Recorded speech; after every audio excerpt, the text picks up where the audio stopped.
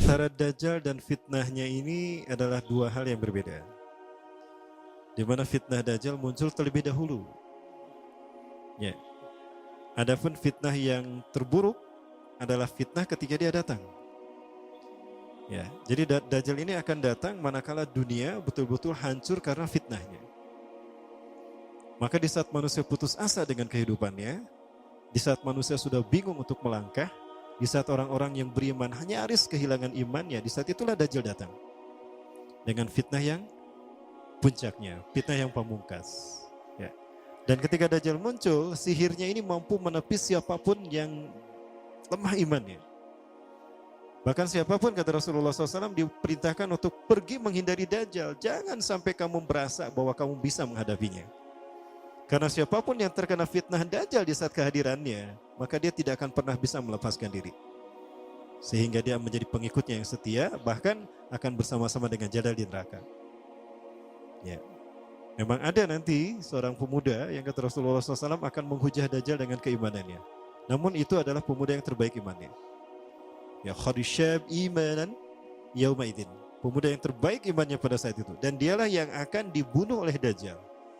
Saya sempat berdoa kepada Allah, mudah-mudahan itu saya. Tapi ternyata bukan. Bukan. Pemuda ini adalah pemuda dari Palestina yang perkiraan akan dibunuh di usia 20 tahun. Hari ini sudah ada dan dia sudah berusia 14 tahun. Dan pemuda inilah yang sedang diburu oleh Israel. Dan inilah jawaban kenapa Israel banyak membunuh anak-anak di Palestina. Anak laki-laki usia segitu di Palestina. Karena Dajjal yakin, Israel itu udah yakin, pemuda itu sudah ada.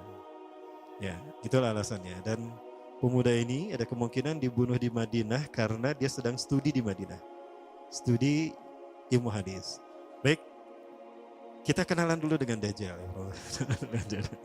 Ya, sekali lagi, karena saya terlalu sering membahas tentang Dajjal sampai ada jemaah yang menyebut saya Ustadz Dajjal. Ya.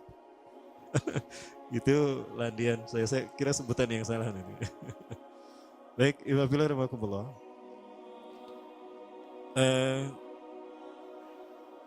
Siapakah Dajjal? Ada banyak referensi yang bisa kita kaji terkait dengan Dajjal ini. Kalau terkait dengan kitab, saya lebih senang membaca kitab Syarah Muslim karya Syekh Imam An-Nawawi. Dimana di syarah Sahih Muslim Syekh An-Nawawi ini banyak memberikan penjelasan yang update. Menurut saya cukup relevan dengan fakta kekinian. Ya. Kemudian juga ada kitab-kitab yang lain seperti kitab Nihayatul Alam fil Fitan wal Malahim karya Dr. Amin Muhammad Jamaluddin dari Timur Tengah. Ada juga buku atau kitab Nihayatul Alam karya Profesor Dr. Muhammad bin Abdurrahman Al-Arifi. Atau buku yang ini juga, Dajjal akan muncul dari segitiga bermuda. Ini juga bagus menurut saya, walaupun banyak ulama yang mempertentangkan. Namun saya tidak serta-merta menisbihkan dan melemahkan beliau karena analisanya relevan dengan kekinian. Ya, salah satu dalil terkuat untuk memandang kuat tidak hanya satu nas adalah jika dia terjadi di zaman kita. Fakta sejarah itu yang menguatkan sebuah nas. Ya, baik. Dari semua itu saya coba rangkum menjadi kajian semacam ini. Nah, siapakah Dajjal? Dia lahir di Samirah. Ya, semula saya bingung antara Samirah dan Samara. Antara Samirah dan Samara. Kalau Samara ini ada di Irak. Nah, ini ada Samara yang dekat dengan Baghdad, dia berada di wilayah Irak. Walaupun memang Irak ini termasuk tempat yang Rasul pernah sebutkan akan munculnya tanduk setan. Dan juga termasuk fitnah yang akan datang dari sana. Al-fitnah satakhruju min hahuna. Fitnah akan datang dari arah sana. Rasulullah mengurutnya ke Irak. Nah, Irak yang dimaksudkan apakah Samara, sempat saya kaji juga. Namun pada akhirnya saya berpikir ternyata Samirah ini adalah Palestina. Dan ada dikuatkan di dalam beberapa buku. Salah satunya buku ini. Nah, Dajjal ini lahir di Samirah. Dan dia diberi nama Samiri karena lahir di Samirah. Kayak saya lahir di Bandung, Al-Bandungi. Ya. Syekh An-Nawawi lahir Syekh Nawawi ini lahir di Banten, Al-Bantani. Ada Ustadz dari Bogor, Al-Buguri. Ya, seperti itu. Nah, kenapa disebut Samiri? Karena lahir di Samirah. Dia lahir 100 tahun sebelum Nabi Musa diutus. Ya. Dan Allah Subhanahu wa taala memberikan kelebihan kepadanya. Pertama, dia diberikan umur panjang. Yungzaru umrah ila yaumis sa'ah. Ila akhir zaman. Ya, dia ditangguhkan ajalnya sampai akhir zaman. Yang kedua, dia memiliki kecerdasan di atas akal jenius rata-rata umat manusia. Jadi sejenius apapun umat manusia yang normal, dia 60 tahun di atasnya. Sehingga penemuan-penemuannya, kecanggihan berpikirnya, ya, kedewasaannya jauh di atas manusia. Rata-rata manusia normal. Ya, kalau kita normal ya insya Allah, berarti dia nggak normal. Yang ketiga, dia memiliki kemampuan sihir yang luar biasa. Apapun sihir yang selama ini kita saksikan, tidak ada yang mampu mengalahkan sihir dia. Ya. Sehingga saking luar biasa sihir yang dia miliki seolah-olah orang mengenalnya selevel dengan Tuhan. Karena apapun yang semestinya menjadi perbuatan Tuhan, Dajjal bisa melakukannya. Nah, ini saking hebatnya sihir Dajjal. Ya. Jangankan Samiri atau Dajjal, Sai Baba saja. Pernah dengar Sai Baba ya? Seorang manusia supranatural, manusia yang lahir dari desa Nilayam Putraparti, India Selatan. Dia pun memiliki 20 ciri-ciri Dajjal. Apa yang bisa dilakukan Dajjal, 20 diantaranya dia bisa. Ya, itu Sai Baba. Dan tahun 95, Sai Baba pernah menginjakan kakinya di Nusa Tenggara Timur. Saat itu Nusa Tenggara Timur, Indonesia Timur dalam kekeringan, kayak sekarang nih. Kering ya. Ini udah mulai musim kering nih. Saya sedang menghitung hari. Kalau kering seperti ini terjadi 3 tahun, waspada. Karena sebelum Dajjal muncul akan ada musim kering selama 3 tahun berturut-turut. Apakah ini tahun pertama dari 3 tahun tadi? Wallahu a'lam. Baik.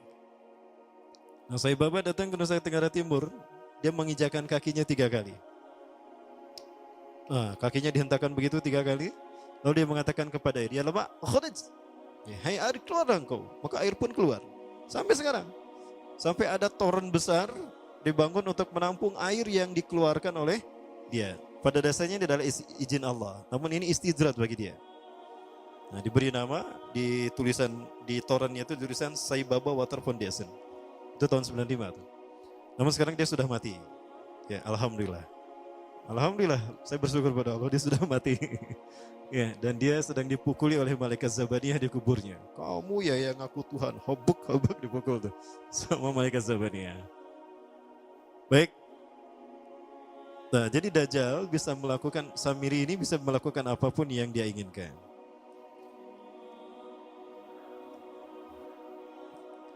Nah, nasab kelahirannya adalah nasab yang aneh para Allah. Ya, dia lahir dari termasuk Bani Israel. Ya. Bani Israel ini keturunan Nabi Yakub. Yakub itu gelarnya Israel. Keturunannya disebut Bani Israel. Dari Yehuda. Yehuda ini adalah anak laki-laki dari istri pertama Nabi Yakub alaihissalam. Ya. Teh, Nabi Yakub istrinya berapa teh? Kok nanyanya sama teteh nih? Ya. Kang dengerin Kang. Nabi Yakub istrinya berapa teh? Nabi Yakub istrinya 4. Yang pertama bernama Ya'la. Dari Ya'la ini melahirkan 6 orang. Salah satunya bernama Yehuda dan Lewi. Lewi melahirkan Nabi Musa alaihissalam. Yehuda melahirkan bangsa yang kita kenal Yahudi. Salah satunya Yehuda ini melahirkan generasi yang pada akhirnya melahirkan Samiri. Ya. Kalau Rahil istri yang kedua, dan ini istri yang paling dicintai oleh Nabi Yakub, melahirkan 2 anak, Bunyamin dan Nabi Yusuf. Nabi Yusuf dan Bunyamin.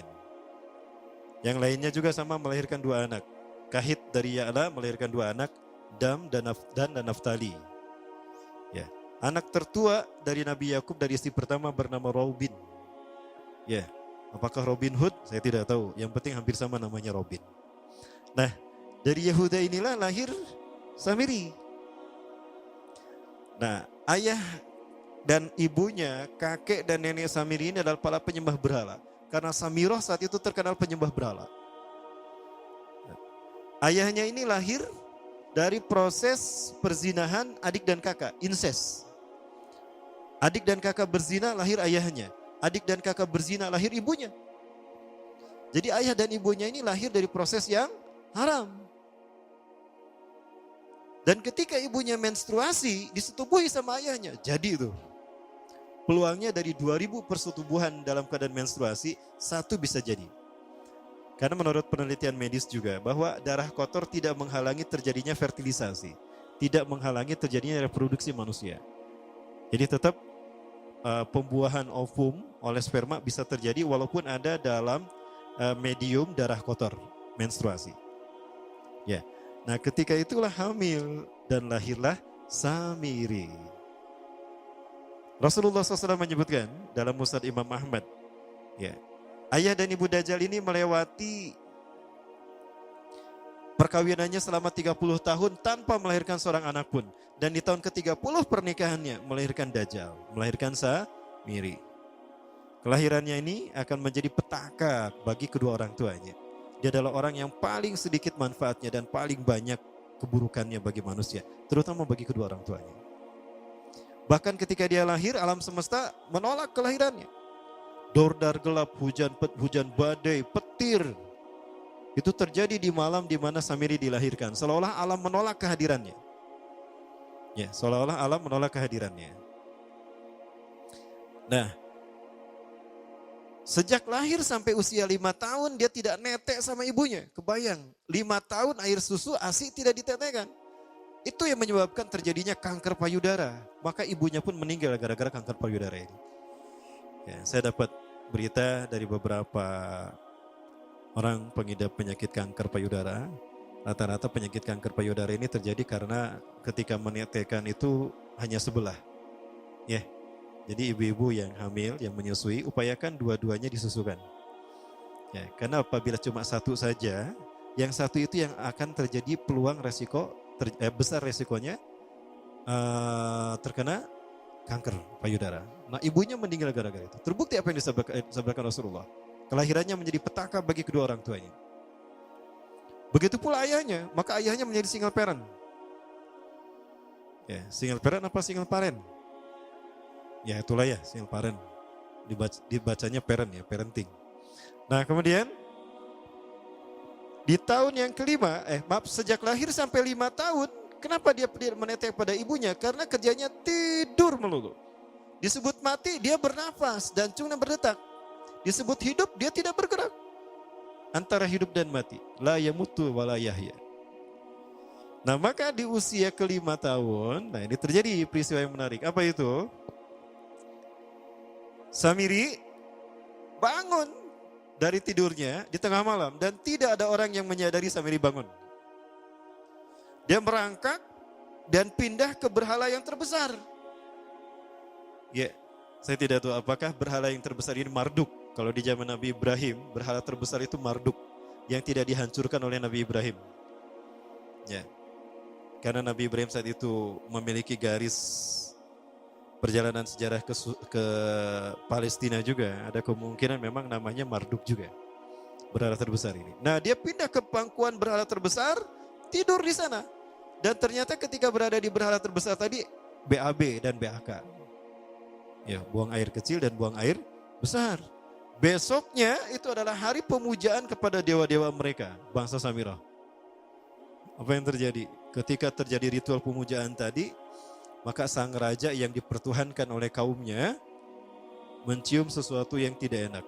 Asa bau hangser itu, bau pesing, ari didinya ngambut tuh. Cek bapana. Bapaknya Samiri ini adalah tokoh agama paganisnya. Ucuk kurang mah kiaina, ulamanya. Ya asa bau pesing. Nah hanya. Pas dilihat, kaget sang raja. Ternyata itu pesing berasal dari pantatnya si Samiri yang ada di pangkuan berhala terbesar. Marah murka tuh sang raja. Itu anak kamu, kenapa ada di situ? Ya, kurang ajar kamu, ya telah menghina Tuhan kita. Kenapa kamu pindahkan anak kamu ke situ? Oh tidak Tuhan, saya tidak memindahkannya. Bagaimana saya bisa menghina Tuhan saya? Lalu siapa yang memindahkannya? Kan dia lumpuh. Nah, sekali lagi, kehadirannya menjadi petaka bagi kedua orang tuanya. Akhirnya raja marah dan ayahnya dipenjara. Selama ayahnya tidak bisa membuktikan penghinaan tadi, maka ayahnya dihukum mati. Pada akhirnya ayahnya pun dihukum mati. Ya, sedikit manfaat bagi kedua orang tuanya. Maka kemudian apa yang terjadi? Para Allah yang dirahmati Allah, dari data yang saya baca ini, ya, dari beberapa kitab tadi, maka kemudian dia hidup dipelihara oleh sang raja. Dan pas di usia dia 5 tahun itu, Allah menimpakan murkanya kepada bangsa Samirah yang sudah kelewat batas, ya, maksiat dan sudah tidak ada toleransi dari Allah untuk mereka hidup di bumi, maka Allah perintahkan malaikat Jibril menghabisi mereka. Maka bangsa Samirah ini pun diratakan. Si Samiri karena masih balita, ya Allah selamatkan dia lewat malaikat Jibril.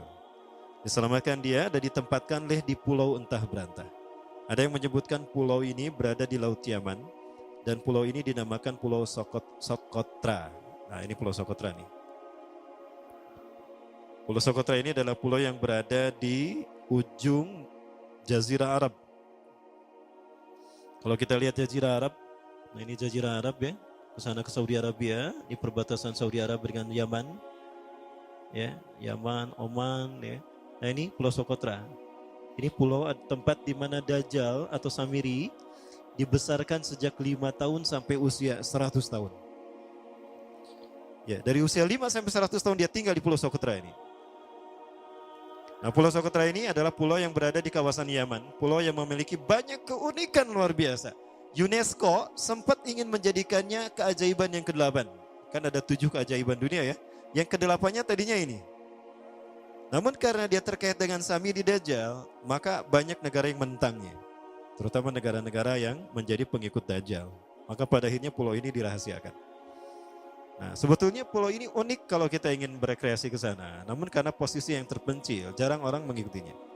Para wisatawan jarang mengunjunginya. Padahal sesuatu unik, termasuk binatang dan penghuninya tuh unik-unik. Pohonnya unik-unik. Nanti kita lihat perempuan ya. Dunia menyebutnya pulau ini dengan pulau julukan dari pulau alien hingga pulau neraka.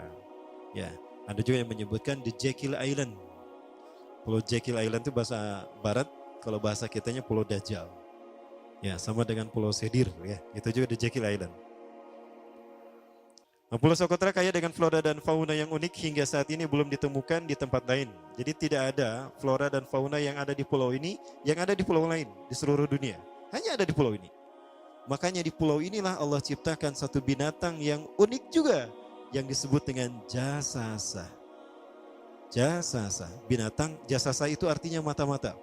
Tajassa yatajassu tajassusan wa jasasatan.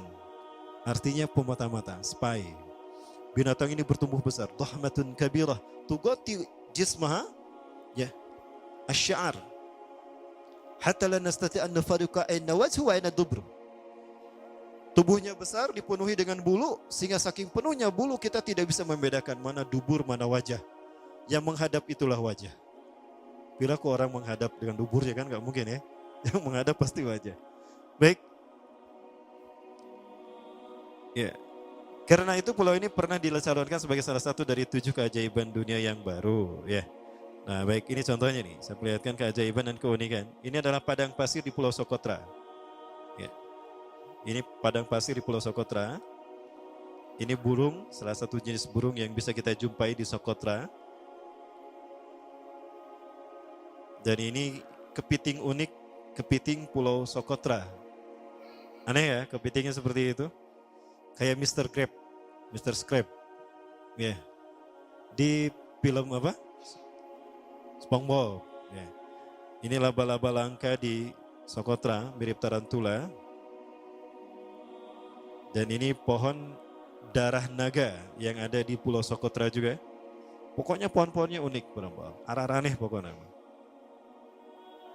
Nah, ini salah satu jenis pohon Dorstenia Socotra. Dan ini juga pohon yang lain, pohon Dendrosisaios Socotra. Ya saya menyebutkan lagi ya. Nah, hal ini yang membuat Dajjal terinspirasi. Ya, Karena dia hanya menjumpai binatang dan tumbuhan langka, flora, fauna, satwa langka di pulau ini. Ini menjadikan dia terinspirasi untuk menciptakan makhluk. Jangan salah, Dajjal kecerdasan yang mampu melakukan cloning dan mampu melakukan berbagai macam riset dan eksperimen. Hatta eksperimen yang mengilhami film Hulk. Itu Dajjal bisa melakukan. Ya, jangan salah, teman-teman. Bahkan ketika orang membayangkan kendaraan tercanggih itu pesawat terbang, Dajjal sudah mampu membuat piring terbang dengan kecerdasannya.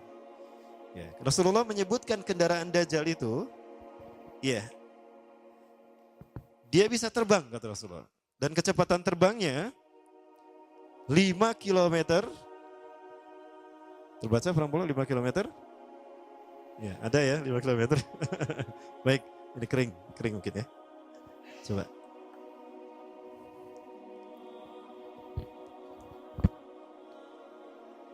Lima kilometer per sekon. 1 detik 5 kilometer. 5 kilometer dari sini kemana? Sakicep 1 kedip ya. 1 detik sakicep. 1 detik 5 kilometer. Dari sini ke Pasteur lebih ya. Dari sini bukan ke Pasteur ya, ke alun-alun Cimahi lah. 1 kedip sudah ada di alun-alun Cimahi, 1 kedip sudah ada di Tagog Padalarang, 1 kedip sudah ada di Raja Mandala, 1 kedip sudah ada di Ciranjang. Hanya dengan berkedip-kedip dia berkeliling dunia. Ya, kecepatan ini diambil dari hadis Rasulullah. Berapa kecepatannya Rasulullah ketika dia terbang di muka bumi? Ya, kendaraan yang dia gunakan itu kecepatan terbangnya seperti awan yang ditiup angin kata Rasulullah. Dan awan rata-rata ditiup angin itu 5 km per sekon. Ya. Dan jarak dari satu telinga ke telinganya artinya setengah diameter atau diameter kepalanya. Keledai yang dia gunakan, Rasul menyebutnya keledai itu arba'una zira, 40 hasta, 27 meter. Ya. Diameternya itu 27 meter. Keledai macam apa yang jarak dari satu telinga ke telinganya 27 meter? Kalau bukan piring terbang. Ini bisa 24 meter kan? 27 meter, bisa tidak? Bisa, dan kecepatannya pun sama. Saya sudah mengumpulkan data di satu flash disk tentang UFO. Dan UFO ini pernah muncul di jalan di Ciberem, flyover Cimahi, Cimindi. Itu teman saya yang menjadi saksinya. Saya tanya, Pak, kenapa terlambat kajiannya, Pak? Saya tadi meliput sesuatu yang luar biasa. Ada UFO bergerak di tempat di mana saya berjalan. Itu dari flyover Cimindi. Bergerak dari arah Ciberem ke Tagog, Cimahi. Cepat sekali, luar biasa. Itu tahun 93 lah. 93-94 kurang lebih. Dan pernah meninggalkan jejak Cop Circle di Yogyakarta. Nah, Cop Circle itu adalah jejak UFO yang menjadi isyarat instruksi bagi para pelaku konspirasi dunia.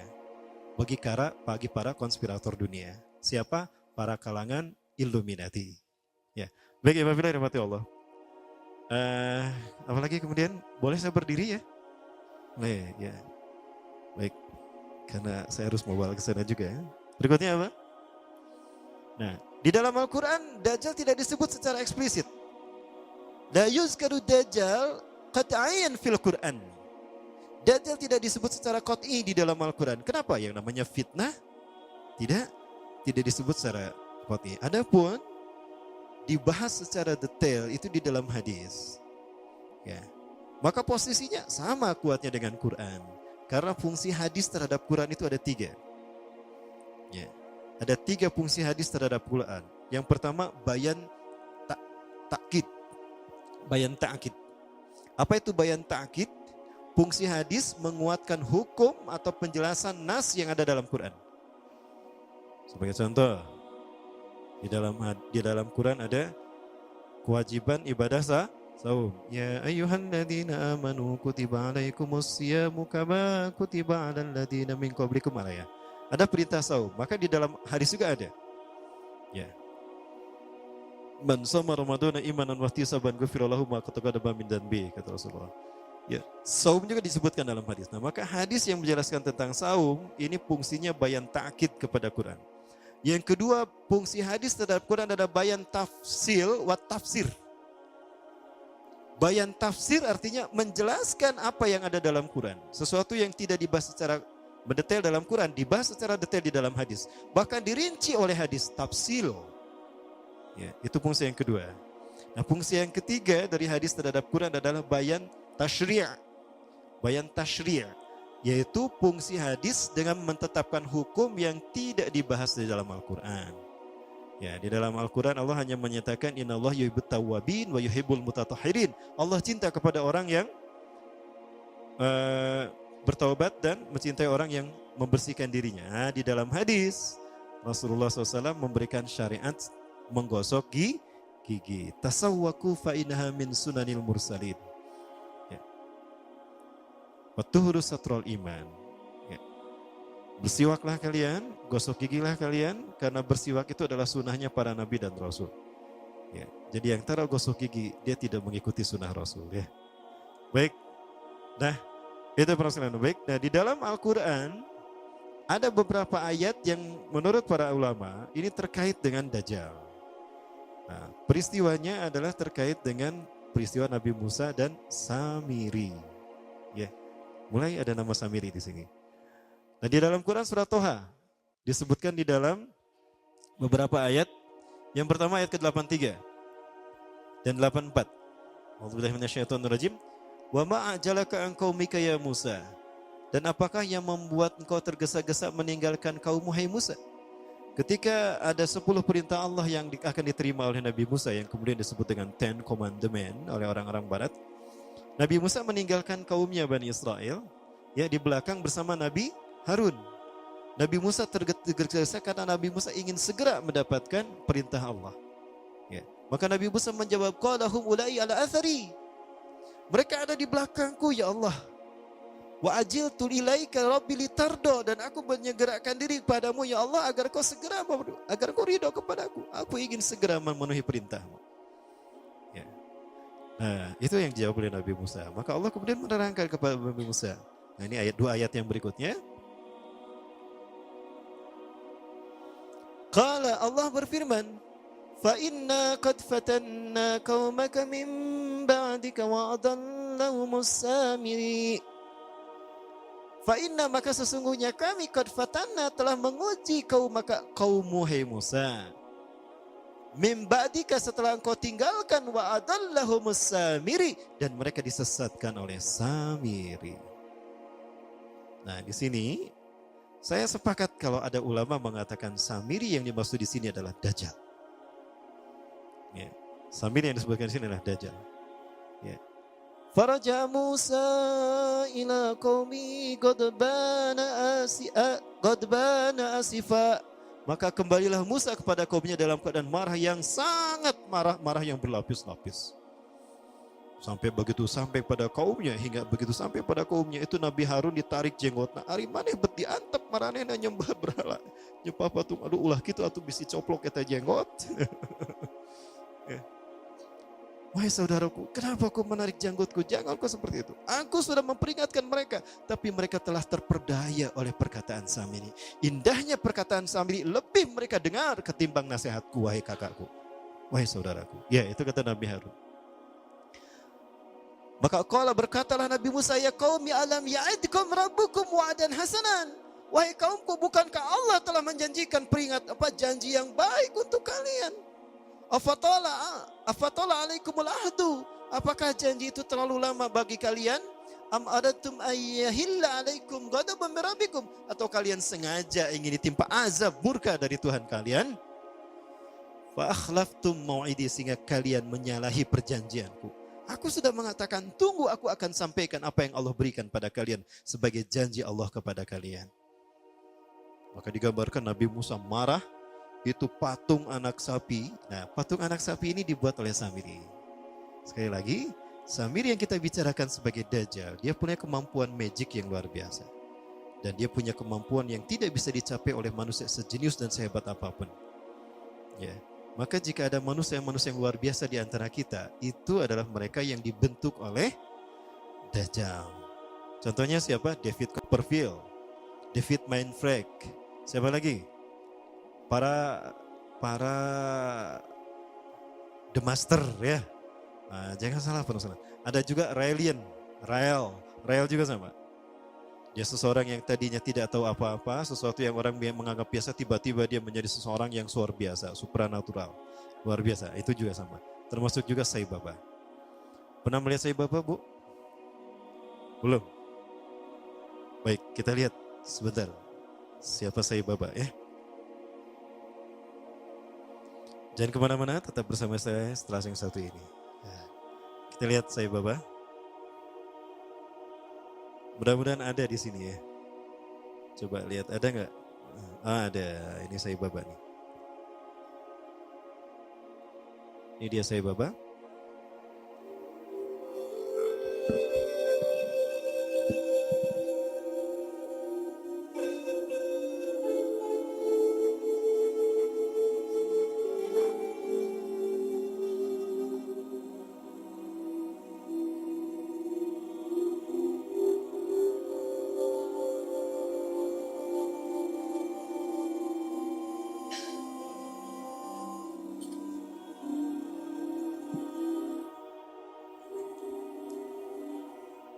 Beberapa ciri-ciri Dajjal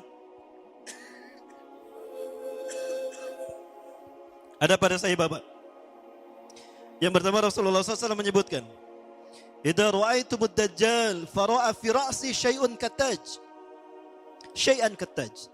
Apabila engkau melihat Dajjal, maka engkau akan melihat di kepalanya sesuatu mirip mahkota. Saya berpikir mahkotanya seperti apa?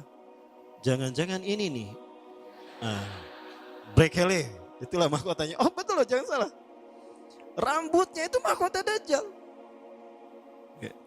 Kemudian dari tatapan, aura tatapan matanya adalah sihir. Maka siapapun yang terkena tatapan, pas tatapannya bertemu, itu maka dia ada dalam kendali Dajjal. Hatinya ada dalam genggaman Dajjal. Lihat mata Sai Baba. Dan Sai Baba selalu menggunakan pakaian yang digunakan oleh Nabi Isa, kata Rasulullah nanti. 3 warna, celupan warna merah, orange, kuning, dan putih. Sai Baba selalu menggunakan itu. Para pengikut Sai Baba banyak tersebar seluruh dunia. Terbesar kalau di Indonesia ada di Magelang, Jakarta, Surabaya. Para pengikut Sai Baba disebutnya Defuti. Pemimpin Defuti Indonesia, pengikut Sai Baba adalah pemimpinnya Anand Krishna. Pernah mendengar Anand Krishna ya? Masih hidup Anand Krishna? Anand Krishna ini adalah pemimpin pengikut Sai Baba. 20 ciri-ciri Dajjal ada pada Sai Baba. Ada seorang fotografer yang biasa memfoto Sai Baba. Setiap kali dicetak, gak apa-apa kalau ini kan cuma film, bukan aslinya. Cuma aslinya, bukan aslinya. Orangnya udah gak ada kok, gak apa-apa. Ya. Nah fotografernya ini setiap kali mencetak dari kamera film, dari roll kamera yang dijepretkan ke Sai Baba, selalu muncul wajah Yesus. Makanya berkata, wahai Sai, kenapa setiap kali saya mencetak foto saya, foto Anda di kamera saya ini, selalu wajah Yesus yang muncul. Coba lihat, ketika diperlihatkan, itu reinkarnasi saya yang terakhir, kata dia. Itu reinkarnasi yang terakhir, dan sebentar lagi dia akan datang. Kapan? Ya, sekitar 8 tahun lagi. Ya, 8 tahun dia meninggal tahun berapa? Kemarin 2000 berapa? Bukan 8 ya. 18 apa 8? 18. Jadi 2024. Ada kemungkinan muncul di tahun 2024. Berapa tahun lagi? 6 tahun lagi. Sudah siap? Kang, mau kapan kawin, Kang? Keburu Dajjal nanti muncul. Ya kalau Dajjal udah muncul gak akan sempat walimah, Kang. Teh, mau besok kawin teh? Kang? Baik. Alhamdulillah, gara-gara saya sering mengatakan ini, undangan langsung datang 3 macam, 300. Undangan nikah dari pemuda. Pas lihat, terima kasih Ustadz, saya nggak mau ketika saya menikah Dajjal keburu datang. Oh enggak, itu versi saya. Baik, nah kemudian ada pesawat di Venezuela ketika take off, baru 2000 atau 3000 kakian itu terjadi turbulensi. Ya, pilotnya sudah pasrah saat itu. Kopilotnya keluar dan berkata, siapa di antara kalian yang menjadi pengikut Sai Baba? Ternyata pramugarinya, saya. Cepat berdoa untuk Sai Baba, minta kepadanya agar dia menolong kita. Maka dia kemudian masuk ke ruangan tertentu, dia berdoa kepada Sai Baba. Entah gimana doanya. Wes bablas angin ya, wes bablas angin ya. Mungkin begitu ya wiridnya. Apa yang terjadi? Awan berkumpul membentuk tubuh Sai Baba setengah badan. Dan awan tadi bergerak mengelambaikan tangannya. Maka seketika itu pula turbulensi hilang dan pesawat itu normal kembali dan bisa mendarat di tempat tujuan. Landing dalam keadaan aman. Nah ini Sai Baba. Berikutnya juga. Ya, masih terkait Sai Baba. Ada seorang janda punya anak 4. Dia datang pada Sai Baba dan berkata, wahai Sai, Anda adalah Tuhan kami. Anda Tuhan saya. Saya seorang janda sudah 4 tahun ditinggalkan oleh suami saya. Saya punya anak 4, kami miskin Sai. Kami ingin merubah hidupnya. Anda adalah maha kaya Tuhan kami. Tolong kami beri karunia. Sai Baba hanya menggerakkan tangannya, maka emas keluar dari tangannya. Diberikan pada wanita janda tadi. Ada seorang syekh dari Arab ingin menghujah Sai Baba. Ingat Rasulullah pernah berkata, ketika kalian melihat Dajjal, lari menjauhinya. Jangan kalian mendatanginya, karena sekuat apapun hujah kalian, jika kalian tidak yakin dengan keimanan kalian, kalian akan menjadi pengikutnya. Akan ada seseorang ketika Dajjal muncul, dia datang menghampiri Dajjal. Yahujja bihujatihi, dia menghujah dengan kemampuan pikirnya. Fasara tabi'an lahu haqqa tabi'in.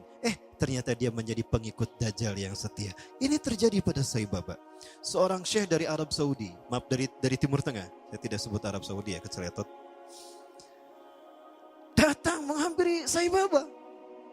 Sai Baba berkata begini, kamu ragu saya Tuhan kamu? Coba apa yang bisa dilakukan Tuhanmu, saya akan melakukannya. Maka apapun yang diminta oleh syekh tadi, Sai Baba melakukannya. Maka apa yang terjadi? Syekh tadi menjadi pengikut Sai Baba yang setia. Hati-hati. Nah, baik, kita masih bicara Sai Baba.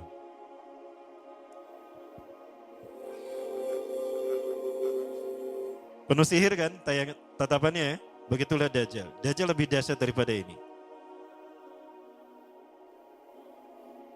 Suatu saat Sai Baba pernah diundang ke Amerika.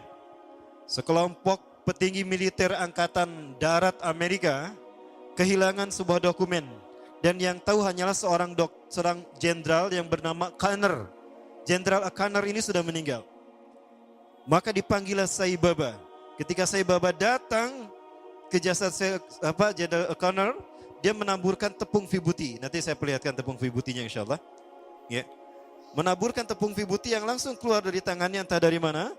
Maka dengan cara diusap, sebagaimana Nabi Isa AS membangunkan jasad yang sudah mati. Maka apa yang terjadi? Jenderal Conner bangun. Maka ditanya, di mana arsip itu? Oh, arsipnya di sana. Dia pergi, diantar pakai mobil, dibukakan arsipnya. Ketemu arsipnya. Udah ketemu arsip nama, plak deh, maut deh gitu.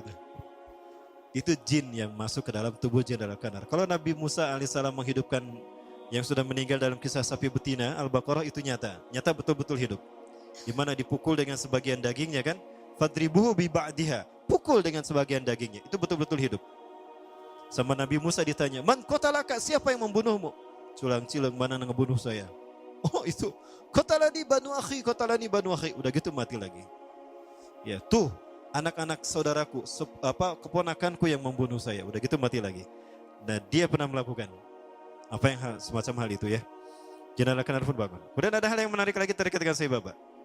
Saya coba perlihatkan tepung vibuti yang dia keluarkan. Yang dengannya dia menyembuhkan orang yang buta, ya, menyembuhkan orang yang membangunkan orang yang sudah mati. Tapi sekali lagi ini biiznillah. Dengan izin Allah, Allah mengizinkan kepadanya untuk melakukan itu sebagai sebuah istidraj. Apa istidraj? Rangsangan, ya.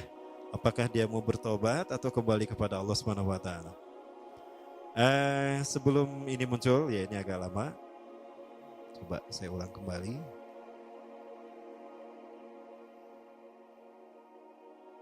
Muncul.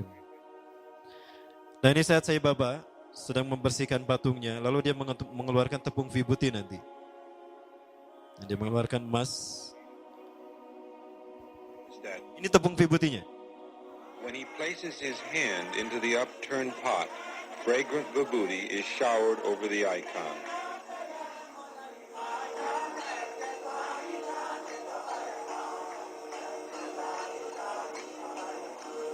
When Sai Baba removes his hand from the upturned pot, the vibhuti ash stops flowing. Seseorang berani menjual rumahnya, menjual mobilnya demi mendapatkan tepung vibhuti walaupun hanya setitik saja.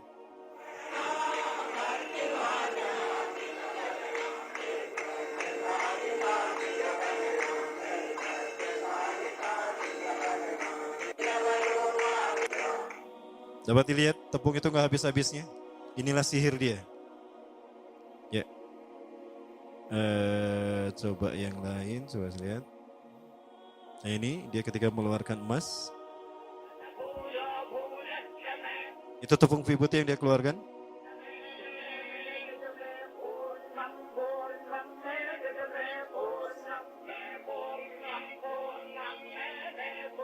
Ini ketika masih muda. Rasulullah SAW menyebutkan Samiri atau Dajjal itu dia mandul, tidak suka kepada lawan jenis. Dan dia tidak menikah, termasuk Sai Baba juga sama. Dia ngejomblo seumur hidup. Ya, dan dia sudah mati. Baik, Ibabillah rahmatullah. Nah kemudian kita kembali ke kajian kita. Waktu kita masih ada? Sampai jam berapa? Sampai maghrib. Ya. Nah, Nabi Musa marah kepada Sai Baba. Maaf kepada Sai Baba. Kok jadi Sai Baba? Nabi Musa marah kepada Samiri. Maka kemudian Samiri pun diusir sama Nabi Musa. Ya. Qala berkata Nabi Musa kepada Samiri, "Fama khatbuka ya Samiri?" Ya. Maka apa yang mendorongmu untuk melakukan itu hai Samiri? Saya lupa Pramono sekarang menceritakan. Saya cerita dulu sebentar. Ya, sebetulnya nanti ada itu pembahasannya. Sampai entah di slide keberapa. Nah, Samiri sejak dipindahkan ke pulau Yaman yang tadi dinamakan Pulau Sokotra, ya. Di sana dia tinggal dari usia 5 sampai 100 tahun. Kerjaannya adalah bangun, makan, minum, tidur, bangun, makan, minum, tidur, bangun, makan, minum, tidur. Begitu sampai usia 100 tahun. Samiri ini. Ya, dia tidak melakukan aktivitas lain. Ketika dia bangun, malaikat Jibril sudah menyiapkan makanan dan minuman di sampingnya. Dimakan dia. Kadang menunya macam-macam. Ada pecel lele, tutuk oncom, cobek belut, macam-macam tuh. Minumannya macam-macam. Ada teh tarik, bajigur, kopi radik. Kopi radik. Ada itu menu-menu saya. Itu semua menu-menu saya ya. Ya saya nyebutin apa yang saya tahu ya. Ya. Nah, sampai usia 100 tahun baru dia melek, baru dia sadar, memikirkan tentang dirinya. Allah, di mana saya? Ternyata saya sudah sebesar ini. Tapi tidak ada siapapun kecuali dia dan binatang jasasa. Binatang jasasa, Allah ciptakan, Allah lahirkan berbarengan dengan lahirnya Samiri. Karena tugasnya adalah untuk memata-matai Samiri, maka disebut jasasa, pemata-mata. Dan dia menghilang berbarengan dengan menghilangnya Dajjal dan akan muncul lagi berbarengan dengan munculnya Dajjal. Nanti pembahasan kita sampai kepada tanda-tanda Dajjal akan muncul. Kapan Dajjal muncul ada tanda-tandanya? Ya, nanti ada pembahasannya. Baik. Nah, Malaikat Jibril selama Samiri tidur, dia memegang pena. Nah, penanya ini tidak seperti pena kita, ada merek Roxy, pena merek apa lagi? Big, ya. Merek apa lagi? Standar, bukan ya. Nah, Snowman, bukan. Tapi penanya itu kayak tongkat sihir. Nah, itulah kenapa tongkat sihir pendek itu selalu seperti itu kayak Harry Potter. Potter apa Potter? Harry Potter. Nah, dia punya tongkat. Nah, tongkat itu sebetulnya adalah pena yang digunakan malaikat Jibril menuliskan beberapa panel prasasti yang isinya adalah pelajaran akidah tauhid untuk Samiri. Nah, ini dibahas di bukunya Muhammad Isa Daud. Ya, cuma Muhammad Isa Daud ini banyak ditentang sekali lagi oleh para ulama. Namun, menurut saya kita lihat kebenaran Muhammad Isa Daud ini apabila realita kita hari ini sesuai dengan analisanya. Insya Allah. Nah, pena inilah yang kemudian diambil oleh Samiri. Dengan pena inilah dia mampu melakukan apa yang dia inginkan. Ya. Dan dengan pena itulah dia membuat patung anak sapi. Ya. Bagaimana caranya? Dia masuk ke tengah-tengah kaum Nabi Musa. Jumlah umat Nabi Musa saat itu 70.000 orang. Yang menyelamatkan diri dari Mesir, dari kejaran Fir'aun. Sampai ke Padang Tih dan ke Palestina itu 70.000 orang. Include di dalamnya Nabi Musa, Nabi Harun dan Nabi Yusha bin Nun. Atau Nabi Joshua kata orang Kristen. Ya, nah maka dia mampu mempengaruhi beberapa orang dari pengikut Nabi Musa. Maka mereka mengeluarkan perhiasan mereka, dimasukkan pada kuali, dibakar. Nah perhiasan itu pun dibentuk dengan kemampuan magicnya menjadi patung anak sapi. Jin masuk ke dalam patung anak sapi itu dan berkata, aku Tuhannya Musa dan Musa telah lupa. Maka sujudlah mereka kepada patung tadi. Maka bertanya Nabi Musa, wa ma khatbuka ya Samiri? Apa yang membuat kamu mendorongmu melakukan hal itu hai Samiri? Kamu menyesatkan kaumku dan menyembah patung yang kau buat itu. Ya patungnya diambilkan sama Nabi Musa, dihancurkan. Dihancurkan, udah pecah, pecahannya diambil dibakar. Ya dibakar kemudian dibuang ke laut merah. Ya. Qala berkatalah Samiri, basartu bimalam yubsiru. Bimalam yabsuru. Aku mengetahui apa yang tidak mereka tahu. Aku melihat apa yang tidak mampu mereka pandang, mereka lihat bihi dengannya. Fagbatu qabdatan bin asarir rasul, maka aku mengambil sesuatu dari bekas sang utusan. Ar-Rasul di sini maksudnya malaikat Jibril. Asari ini adalah bekas malaikat Jibril, yaitu pena tadi. Ya menurut ahli tafsir, fanabastuha wa kadzalika sawwalat li nafsi. Ya, aku mengambil segenggam dari jejak Rasul itu dan aku melemparkannya dan demikianlah nafsuku membujuknya. Ya. Dengan pena tadi dia ambil tanah yang menjadi jejak Nabi malaikat Jibril, jejaknya diambil, dimasukkan ke kuali, maka dibentuk dengan kemampuan, dengan keinginan dia melalui pena tadi. Ya. Maka kemudian apa yang terjadi? Nah ini kata Nabi Musa. Qala, Nabi Musa berkata, fadhhab, pergi kamu. Fa innalaka fil hayati an taqula la misasa. Sesungguhnya hakmu di dalam kehidupan dunia ini adalah la misasa. Jangan kau sentuh aku. Ya. Jangan kau sentuh aku. Artinya jangan ada yang berani menyentuh aku. Karena sekali menyentuh aku, kata intinya begitu, maka dia akan terkena oleh sihirku.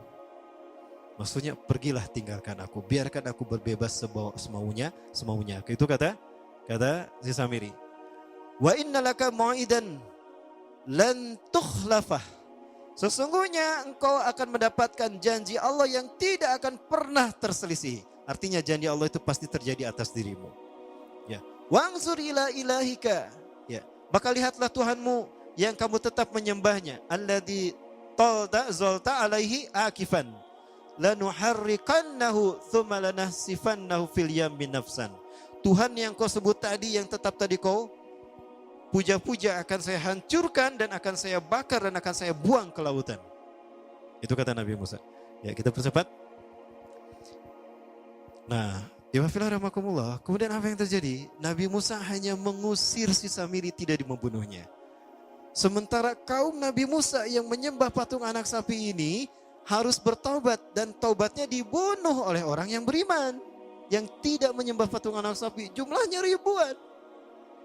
Maka mereka yang menyembah patung anak sapi karena disesatkan Samiri ini dalam keadaan merunduk begini untuk dipenggal kepalanya. Yang masih hidup, mereka enggak mau dipenggal, maka melawan, maka terjadilah perang dengan sesama umat Nabi Musa. Disitulah Nabi Musa berdoa kepada Allah, ya Allah, cabut hukuman ini dari engkau ya Allah. Andaikan kau tuntaskan hukuman ini, maka habis umatku ya Allah. Maka hukuman itu pun dihentikan. Dan Allah mengampuni mereka yang telah bertobat, dan Allah memberikan pahala kepada orang beriman yang meninggal gara-gara melaksanakan hukuman tadi.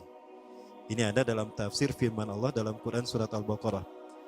Ya Bani Israil adhkuru ni'matallahi alaikum. Gimana terusnya? Fatubu ila barikum faktulu anfusakum al-ayat. Nah itu kalimat faktulu anfusakum Ayat ini dikeluarkan ketika Nabi Musa berfirman, bertaubatlah kalian kepada Tuhan yang menciptakan kalian dan bunuhlah diri kalian sendiri. Maksudnya, bunuhlah mereka yang menyembah patung anak sapi tadi. Coba, yang menyembah patung anak sapi gara-gara disesatkan Samiri dibunuh taubatnya, Samirinya tidak dibunuh, tapi cuma diusir. Jika ada orang yang ingin mengganggu, katakan, la misasa, jangan kau sentuh aku. Kenapa diusir tidak dibunuh? Karena yang membunuhnya adalah Nabi Isa alaihi salam di akhir zaman. Maka sejak saat itulah Samiri mengembara dari satu negeri ke negeri yang lain. Maka bertemulah dengan para nabi sesudah Nabi Musa, hatta dengan Nabi Isa alaihissalam sendiri. Dan dia berganti-ganti nama, berganti-ganti kostum. Terkadang dia mengaku sebagai Highlander. Ya, nyambung ya. Seperti itu. Nah, di zaman Nabi Isa alaihissalam dia berganti nama menjadi Yudas Iskariot. Dia masuk ke tengah-tengah umat Nabi Isa alaihissalam yang saat itu ada 12 orang. Bagaimana Nabi Isa bisa mendapatkan teman? Nah, mulainya begini para bolok. Saya cerita Nabi Isa boleh? Karena cerita Dajjal tidak terlepas dengan cerita Nabi Isa. Nabi Isa ini lahir dengan sederet mukjizat Allah Subhanahu wa taala. Ya. Di antara mukjizatnya adalah ketika Nabi Isa berbicara dalam buayan. Di saat orang-orang menuduh Siti Maryam berzina, ya, hei Maryam, hei ya ukhta Harun, hei saudarinya Harun. Sesungguhnya ayahmu bukanlah seorang penzina dan ibumu juga bukan seorang pelacur. Lalu kenapa engkau melakukan apa yang tidak mereka lakukan? Ya, Siti Maryam tidak berkata-kata karena sudah diperintahkan oleh malaikat Jibril atas perintah Allah. Ya, katakan kepada manusia, inni nadartu lirrahmani sauman falam ukallimal yauma insiya. Itu kata Nabi Siti Maryam. Aku bernazar kepada Tuhanku yang Maha Rahman, kalau aku tidak akan berkata kepada siapapun, maka hari ini aku akan saum. Tidak akan berkata kepada seorang pun. Lalu siapa yang akan menjawab pertanyaan kami? Siti Maryam menunjukkan isyarat dengan matanya kepada Nabi Isa alaihissalam yang masih dalam buayannya, yang baru beberapa jam dilahirkan. Lihat aja anak saya, dengan isyaratnya begitu ke mata. Apa maksudmu? Apa engkau hendak mempermainkan aku? Maka tiba-tiba Nabi Isa alaihissalam berkata, ya, nah, bersabda Nabi Isa banyak hal lebar. Ini dalam surat Ali Imran ayat ke-36 sampai 40-an lah kalau tidak salah ya. Nah, terkait dengan ayat itu, maka orang-orang pun mempercayai Nabi Isa. Nah, sejak saat itu Siti Maryam bertahanus di Masjidil Aqsa di paling bawah ya. Kalau sekarang paling bawah sudut paling timur pojok itu ada mihrab Siti Maryam. Nah, sementara Nabi Isa alaihissalam terkadang diasuh oleh Nabi Zakaria yang saat itu sudah memiliki Nabi Yahya. Antara Nabi Isa dan Nabi Yahya hampir satu usia, satu angkatan, satu bayi. Maka ketika ada kajian di Baitul Maqdis, Nabi Isa dan Nabi Yahya dibawa. Nah, saat itu terjadi konspirasi yang dilakukan oleh para pendeta Sanhedrin. Para pendeta Sanhedrin inilah mereka yang memalsukan Taurat menjadi Talmud dan merekalah Yahudi Talmudian. Ya. Ketika mereka menyampaikan Talmud yang mereka klaim Taurat, Nabi Isa yang masih kecil nerekel karena bangku. Protes kepada para pendeta tadi, wailun lakum innakum tuharifuna al-kalima amma maudih. Sungguh celaka kalian telah merubah Taurat dari tempatnya. Taurat yang kalian sebutkan tadi tidak begitu. Nih Taurat yang asli begini. Kaget tuh pendeta Sanhedrin. Allah, ya budak bener. Oke ngomong deh, oi. Berpuluh-puluh tahun ceramah kita nggak ada yang mendebat dan tidak ada yang tahu apa yang kita lakukan.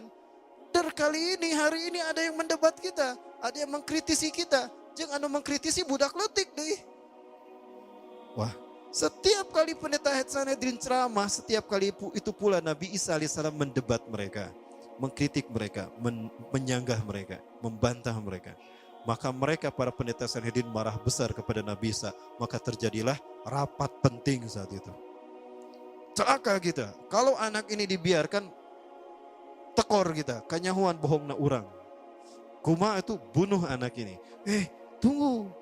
Gak boleh kita membunuhnya.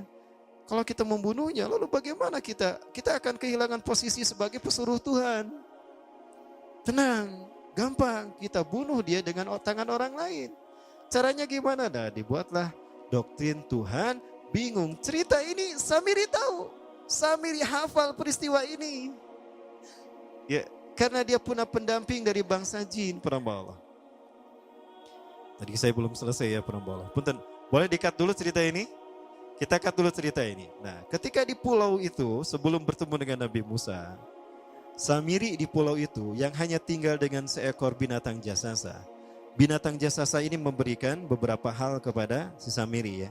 Coba saya lihat salah satu isi panelnya ya. Ada beberapa panel yang diperlihatkan oleh. Nah ini.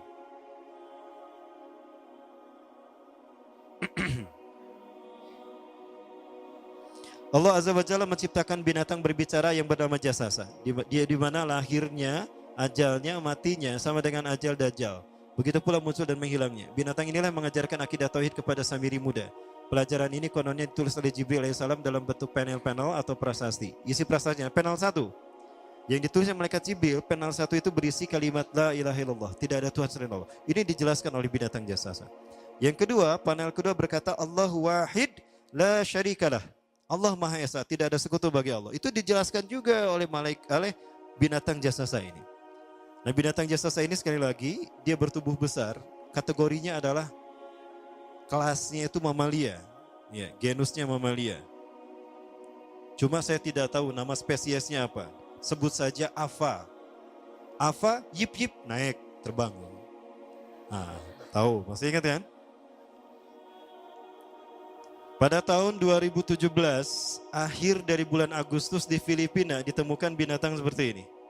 Ciri-ciri binatang ini nyaris sempurna seperti ciri-ciri binatang jasasa yang disebutkan Rasulullah terkait dengan binatang yang memata-matai Dajjal. Tubuhnya penuh dengan bulu. Ini disebutkan dalam surat An-Naml ayat ke-82. Ya, binatang ini seperti ini dan dia tidak pernah jauh dari laut karena dia selalu ingin membasahi tubuhnya. Dan dia pun makan dari makanan ikan laut. Maka dia tidak pernah jauh dari pantai. Ya, seperti ini. Nah, binatang inilah yang mengajarkan prasasti mengajarkan akidah tauhid kepada Samiri muda. Nah, panel yang ketiga satu ini, kedua ini, ketiga ini, yang keempat, hanya engkau saja, yang ketiga, engkau diurus oleh Jibril. Karena itu janganlah engkau mengkhianati janjimu dengan Allah. Hanya engkau saja di pulau ini. Panel yang kelima, makanlah dan nikmatilah makanan dan minuman yang menjadi rezeki dari Allah sesuai kehendakmu. Tidurlah sesukamu, tapi sembahlah Allah dalam berbagai keadaanmu dengan tasbih keesaan Allah kepadanya, yaitu dengan melaksanakan solat yang diwajibkan kepadamu. Allah lah sang raja, Allah yang Maha Esa. Dia tidak berayah dan tidak pula mempunyai anak. Ini saya agak tergesa-gesa mengetiknya. Allah Tuhan Tuhan yang maha besar dan maha agung. Dialah yang maha raja. Ada 7 panel. Panel yang ke-7 bercerita tentang Nabi Muhammad. Panel yang ke-6 itu bercerita tentang nabi-nabi. Dan khusus panel yang ke-7 cerita tentang Nabi Muhammad. Jadi Dajjal sudah tahu, Samiri sudah tahu bahwa akan diutus Nabi Muhammad di akhir zaman. Dan itu Nabi yang terbaik. Makanya dia iri.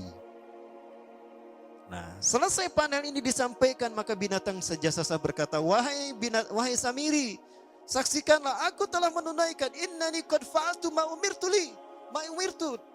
Ya.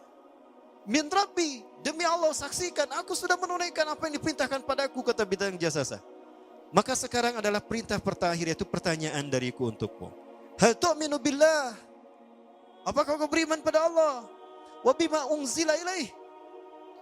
Dan dari apa yang diturunkan kepada nabi-nabinya, kepada Jibril maksudnya. Famadal jawab ya Samiri. Apa jawabanmu hai Samiri? Samiri tidak menjawabnya. Lama ditunggu-tunggu, Samiri tidak menjawabnya. Sehingga binatang ini pun pergi dengan menjerit dengan jeritan yang membuat Samiri ini pekak telinganya. 2 kali lagi datang lagi kembali kepada Samiri dan berkata binatang jasasa, ya Samiri, famadal jawab? Hal tu'minu billah? In tu'minu billah fatakunu mu'minan ajaba imanika ila yaumil qiyamah.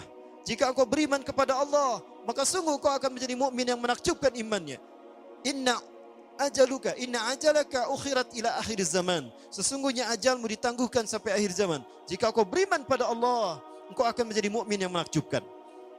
Fa in lam tu'min billah, tapi jika engkau tidak beriman kepada Allah, wa bima unzila ilaih, dan apapun yang diturunkan pada Jibril, innaka minal mal'unina ila yaumil qiyamah, dan kau terkutuk sampai hari kiamat nanti.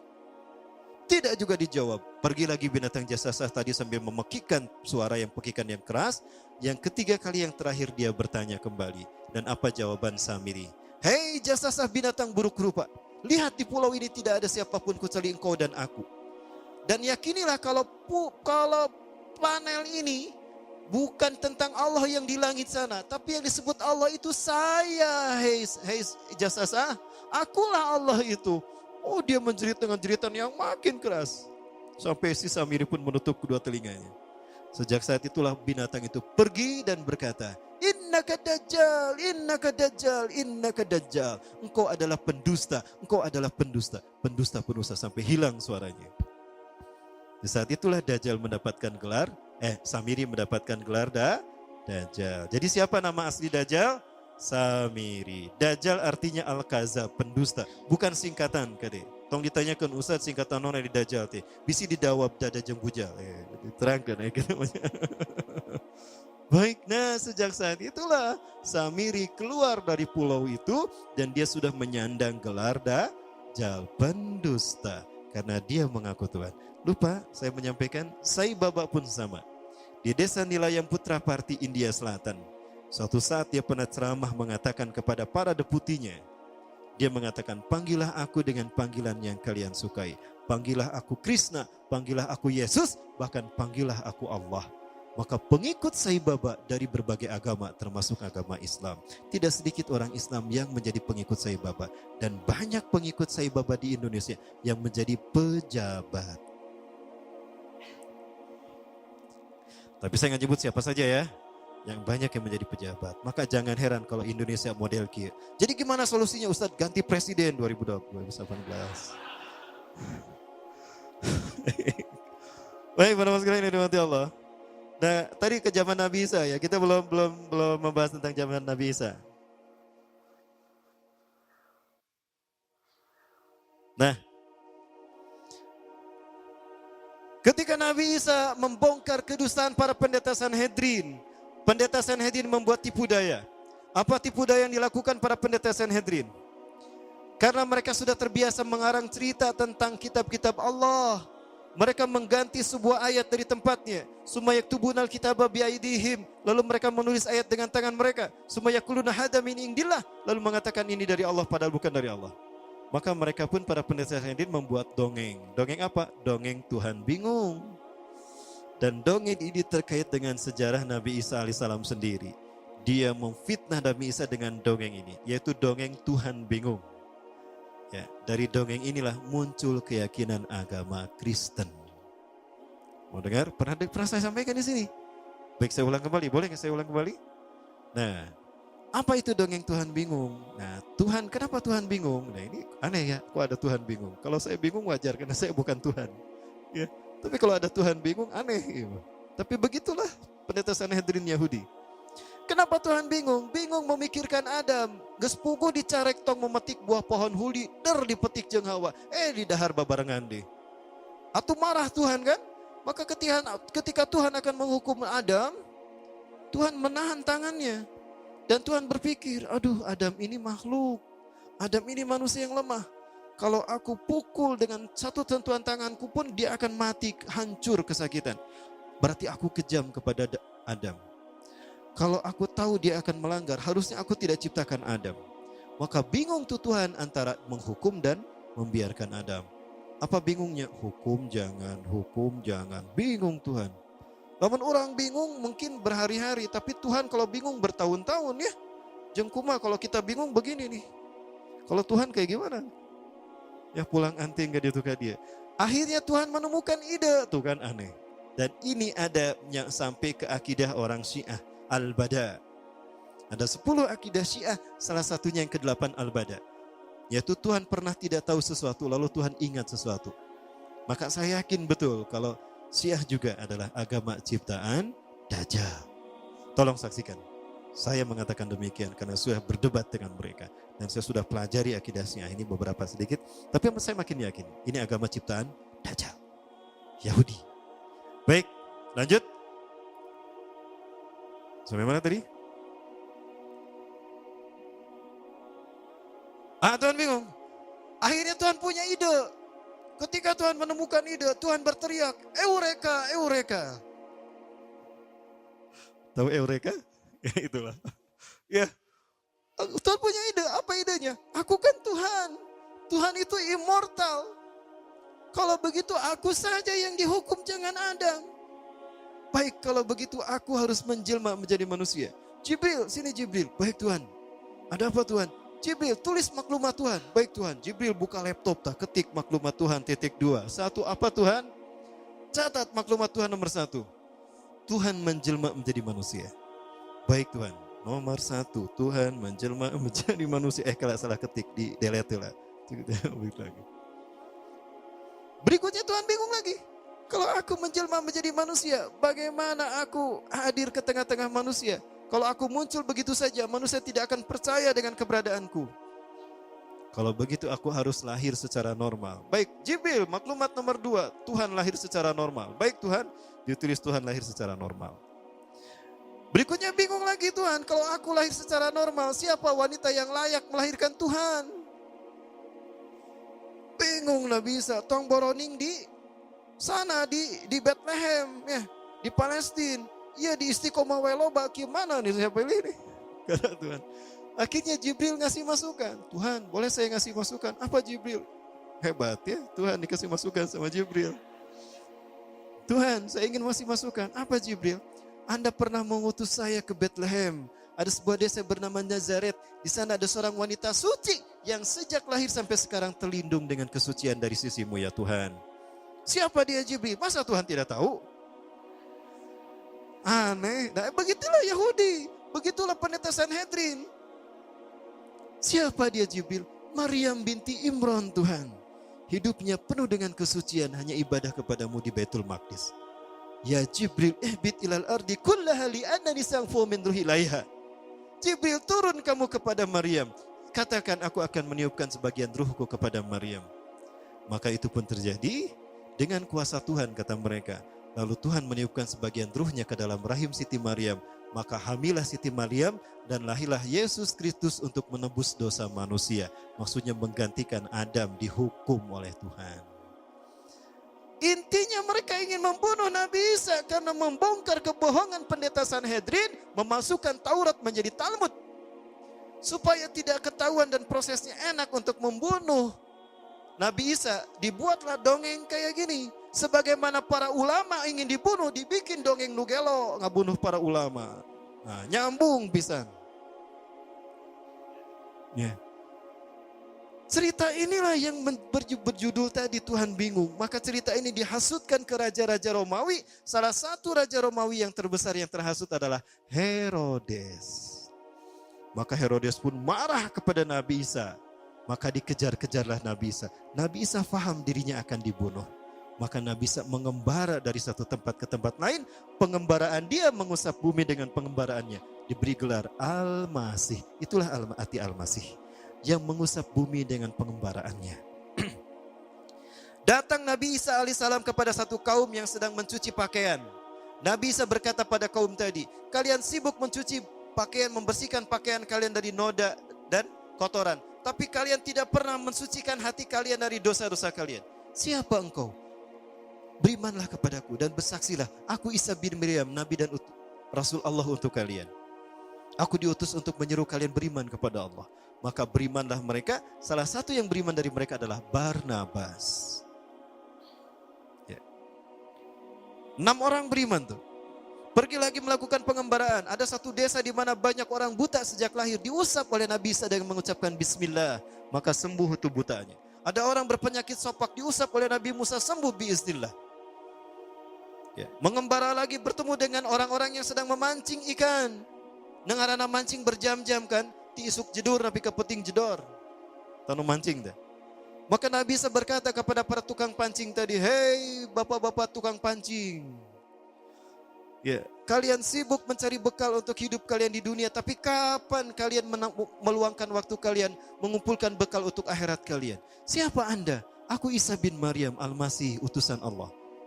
Aku diutus untuk menyeru kalian beriman kepadanya. Maka Nabi Isa pun memberikan wejangan pada mereka, mereka pun beriman. 6 orang menjadi pengikut Nabi Isa. Salah satu dari mereka bernama Yakobus. Maka genaplah jumlah mereka menjadi 12 dan mereka disebut Hawariyun. Di saat Nabi Isa melakukan perjalanan menyelamatkan diri, masuklah Yudas Iskariot alias Samiri. ke zaman Nabi Isa. Nabi Isa berkata kepada pengikutnya, hati-hati iblis masuk ke tengah-tengah kalian. Para pengikutnya menganggap yang disebut iblis itu jin. Yang faham betul yang dimaksudkan iblis itu adalah Yudas, adalah Barnabas. Barnabas paham, jangan-jangan si Yudas nih yang maksudkan Nabi Isa. Betul. Banyak kesempatan Yudas ingin berhadapan dengan Nabi Isa, tapi selalu terhalang oleh malaikat Jibril. Sampai kadongkol tuh Yudas ingin berhadapan dengan Nabi Isa. Ketika Yudas ke sini, Nabi Isa ke sana. Ketika Yudas ke sana, Nabi Isa, itu. Jadi papaling pangwai. Sampai kageram itu si Yudas. Terakhir berkata pada Barnabas, sampaikan aku ingin bertemu dengan Isa bin Maryam, dengan Nabiullah, dengan Rasulullah. Maka Barnabas menyampaikan pada Nabi Isa mengatakan pada Barnabas, hei Barnabas, katakan, belum tiba saat perjumpaan kita. Perjumpaan kita nanti di akhir zaman. Oh, kata Nabi Isa tuh kepada si Yudas Iskariot. Ini menguatkan kalau Yudas itu Dajjal. Betul, makin kuat lagi ketika ceritanya dilanjutkan. Tapi jamnya nih gak cukup. Lanjut. Oke, mana? Saya ada kajian di Jati Handap Cicahem ya. Baik Ibu Fila, kita percepat.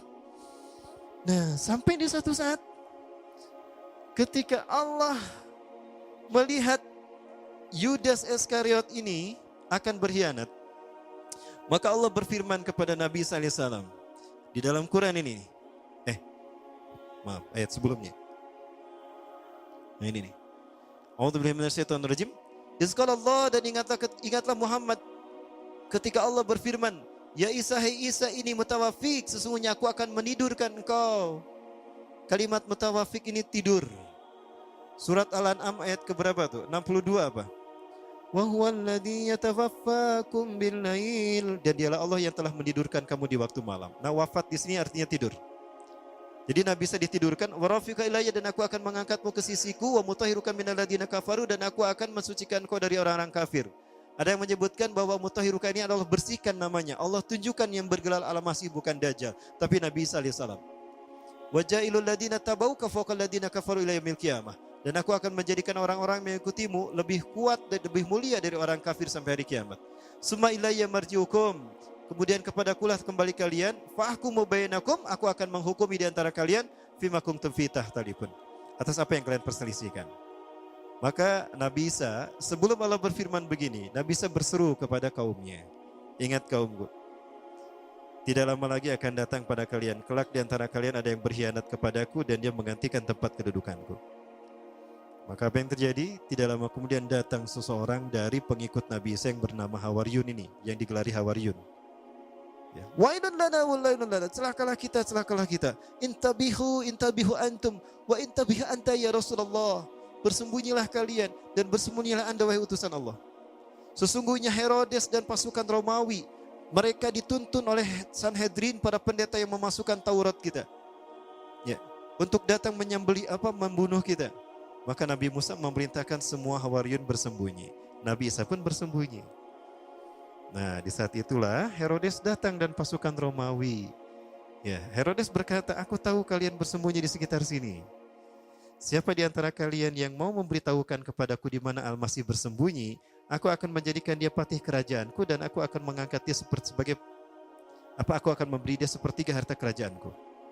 Ada yang tergiur tuh dari mereka yang bersama Nabi Isa. Siapa? Yudas Iskariot. Yudas keluar memberitahukan pada Herodes di mana Nabi Isa bersembunyi.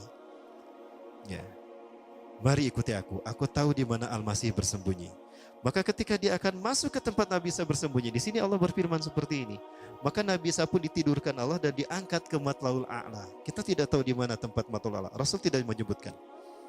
Maka Nabi Isa sudah tidak ada. Begitu Yudas mau masuk, tunggu aku akan pastikan apakah Al-Masih ada di dalam atau tidak. Maka ketika Yudas masuk, culang-cileng dia. Apa culang-cileng bahasa Inggris nate? Pelanga-pelongo. Kemana Isa bin Maryam tadi ada di sini? Disitulah Allah merubah wajahnya menjadi Isa bin Maryam. Quran surat An-Nisa ayat 157. Wa qaulihim, dan perkataan mereka, inna qatalnal Masih Isa bin Maryam Rasulullah, dan klaim para pendeta Sanhedrin. Him di sini kembali kepada para pendeta Sanhedrin. Inna qatalnal Masih Isa bin Maryam Rasulullah, kami sedang membunuh Isa bin Maryam utusan Allah. Wa ma qataluhu, mereka tidak membunuhnya. Berarti mati tidak Nabi Isa? Tidak, kan tidak dibunuh. Wa ma salabuhu, dan tidak pula menyalibnya. Lalu siapa yang disalib? Apakah Nabi Isa? Bukan. Siapa? Walakin syubiha lahum. Tapi orang yang Allah serupakan dengan Isa. Siapa yang Allah serupakan? Yudas Iskariot alias Samiri alias Dajjal. Diserupakan wajahnya menjadi Nabi Isa. Maka ketika Yudas datang kembali kepada Herodes, siapa yang ditangkap? Si Yudas inilah yang ditangkap. Mana Isa bin Maryam nyampurkan, ke dia, ditewaklah dia. Loh, kok aku yang ditangkap? Lastu Isa, anak Yudas, ala dia dulu komilai.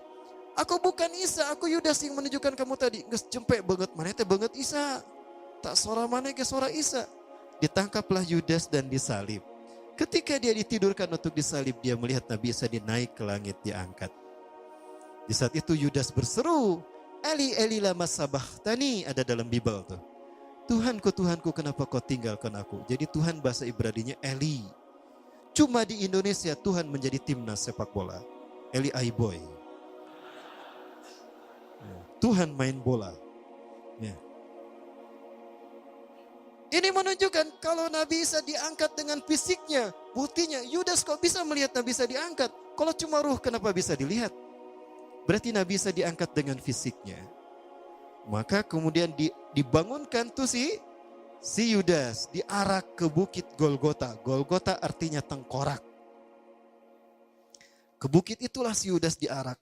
Karena salibnya tinggi, salibnya kadang digotong, kadang dia menunduk begini. Herodes memegang pedang di tangan kanannya, Old Testament perjanjian lama di tangan kirinya. Itu pedang ditusuk-tusukan ke tubuh Yudas.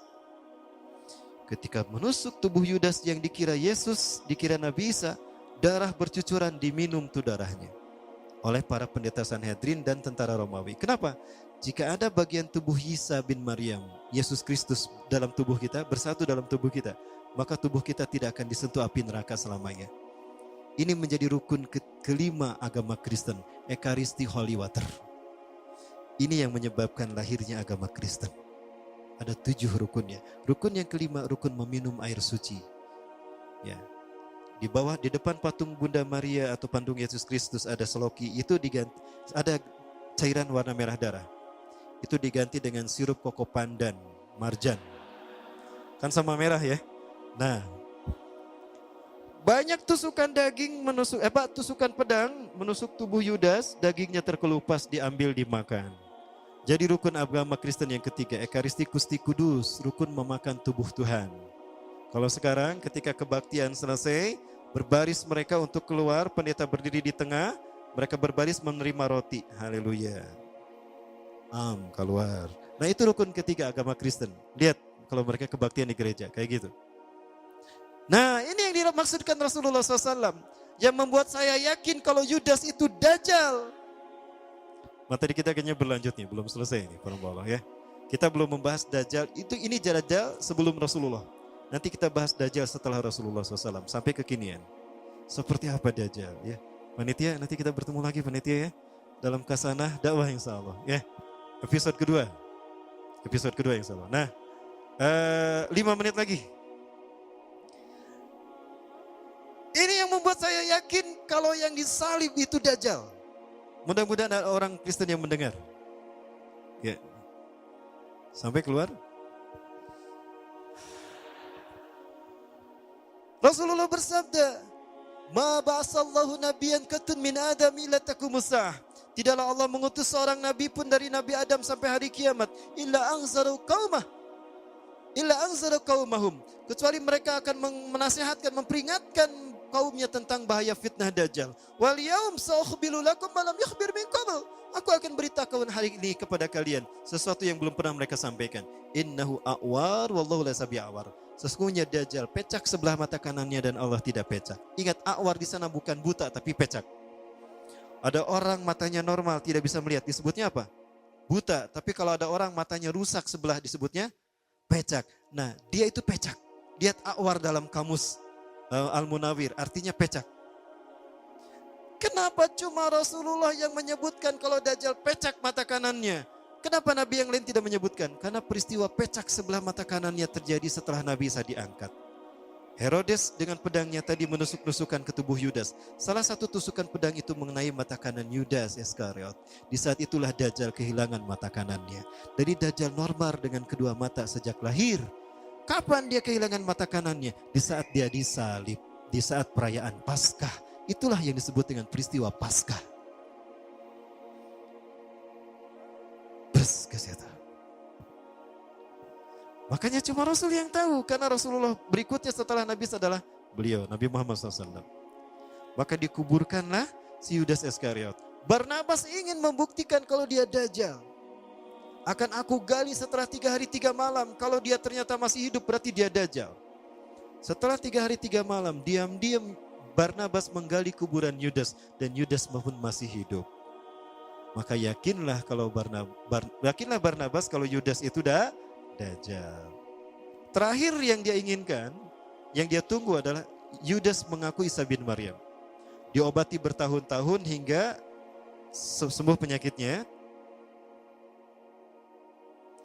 Nah, ketika Barnabas bekerja dengan perkakasnya, datanglah Yudas Iskariot dan menepuk mejanya. Hei Barnabas, saksikanlah.